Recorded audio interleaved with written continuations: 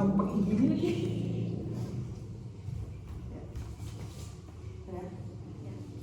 Assalamualaikum warahmatullahi wabarakatuh. Kami ingin mempresentasikan hasil dari kelompok kami, etika profesi, dari tema yang kedua yaitu ASEAN Qualification Reference Framework dengan judul review jurnal pengembangan ASEAN Qualification Recognition Framework tentang standarisasi manajemen halal sebagai strategi sukses ASEAN Free Trade Area (AFTA). Perkenalkan, nama saya Rifa Dasna dengan NIM akhir 400. Saya Septiana Sulastri dengan NIM akhir 075. Saya Rosita Dwi Yulianti dengan NIM akhir 368. Saya Amanda Rahma Wijayati dengan 3 NIM akhir 387. Latar belakang, globalisasi telah membuka pintu bagi mobilitas tenaga kerja dan pengakuan pendidikan yang lebih luas. Banyak negara ingin memastikan kualifikasi yang didapatkan di negara mereka dapat diakui di negara lain. ASEAN Free Trade Area atau AFTA. Tujuan AFTA adalah untuk meningkatkan daya saing ASEAN dengan mengurangi hambatan perdagangan di kawasan. Yang kedua, ada pentingnya memiliki standar kualifikasi dan manajemen yang seragam dalam industri termasuk industri halal. Hubungan AQRF dan AFTA. AQRF membantu harmonisasi sistem kualifikasi antar negara ASEAN. Yang kedua, dalam industri halal, standar kualifikasi ini akan mendukung pengakuan sertifikasi halal antar negara anggota ASEAN. Yang kedua, ada ASEAN Qualification Reference Framework (AQRF). AQRF adalah kerangka referensi untuk menghubungkan dan membandingkan kualifikasi pendidikan di antara negara-negara ASEAN. Ditetapkan pada tahun 2015 untuk memfasilitasi mobilitas pendidikan dan tenaga kerja di kawasan ASEAN. Tujuan AQRF menyelaraskan 8 level kualifikasi pendidikan di negara standar internasional. Yang kedua, meningkatkan pengakuan kualifikasi antar negara anggota ASEAN. Yang ketiga, memfasilitasi mobilitas tenaga kerja lintas batas. Selanjutnya, ASEAN Qualification Reference Framework atau AQRF. Penerapan di negara ASEAN. Malaysia sudah mengadopsi Malaysia Qualification Framework atau MQF dan diselaraskan dengan AQRF, memungkinkan Malaysia meningkatkan kualitas pendidikan serta mobilitas tenaga kerja. Indonesia masih dalam proses penyelarasan, namun memiliki potensi besar karena jumlah tenaga kerja yang besar. Tantangan dalam standarisasi halal.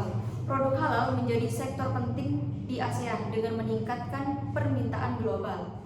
Standarisasi manajemen halal diperlukan agar sertifikasi halal dari suatu negara bisa diakui oleh negara lain. Peran AQRF dalam standarisasi halal. AQRF membantu dalam menciptakan keselarasan antara standar manajemen halal di negara-negara ASEAN. Dengan satu standar yang diakui bersama, negara-negara ASEAN dapat memfasilitasi perdagangan halal tanpa hambatan regulasi.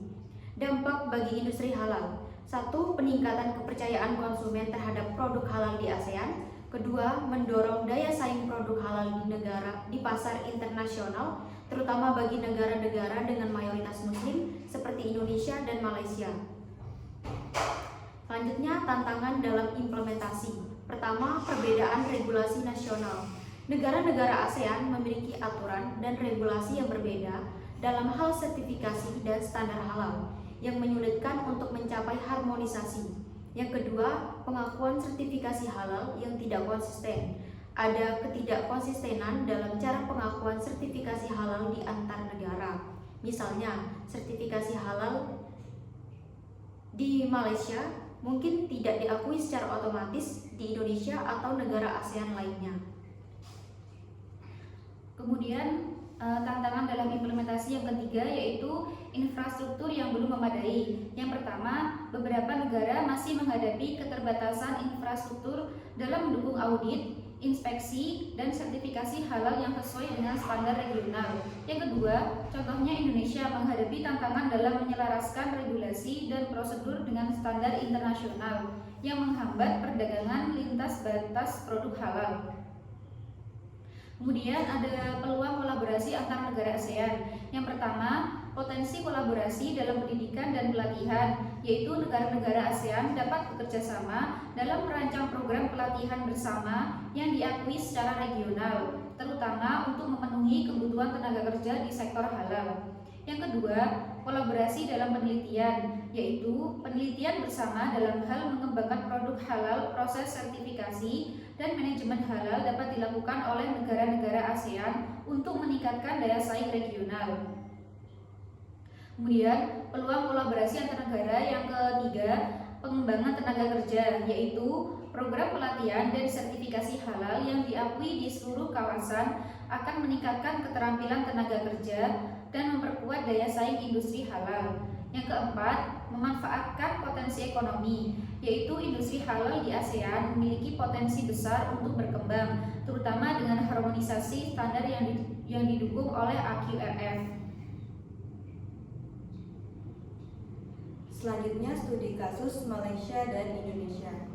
Di Malaysia telah berhasil mengintegrasikan Malaysian Qualification Framework atau MQF dengan AQRF. Negara ini memiliki sistem sertifikasi halal yang diakui di seluruh dunia, yang meningkatkan daya saing produknya di pasar internasional.